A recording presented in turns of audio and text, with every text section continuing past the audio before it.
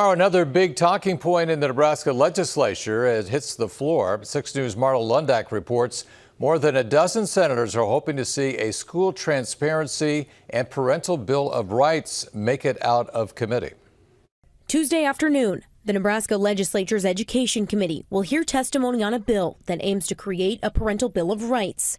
If passed, it would grant parents more power over their child's education.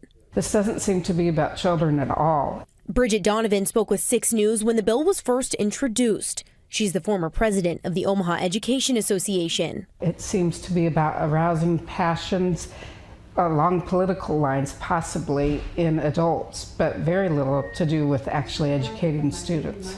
The bill would require teachers in schools to post online all classroom learning material, lesson plans, activities, exams, books, and more, allowing parents an in-depth inspection of daily classroom content.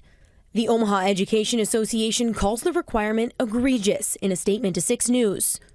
President Michelle Settlemyre says, quote, by passing this legislation, it would compound the workload of already overworked teachers. She goes on to say that teachers are, quote, currently under a great deal of expectation and stress due to the teacher shortage. If lessons or activities don't align with a parent's values or beliefs, the bill would allow them to withdraw their child from the courses. Parents, by all means, have every right, and I would argue should be teaching what their values about those topics are. But education should not be teaching values. Education should be giving them the exposure to these things. The OEA says the bill doesn't promote transparency. Instead, it promotes that teachers are a danger to students and are not to be trusted. On your site in Omaha, Marla Lundak, 6 News.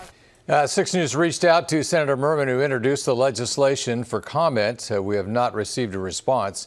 That hearing will begin tomorrow afternoon at 1:30. We have a link to the live stream on WOWT.com.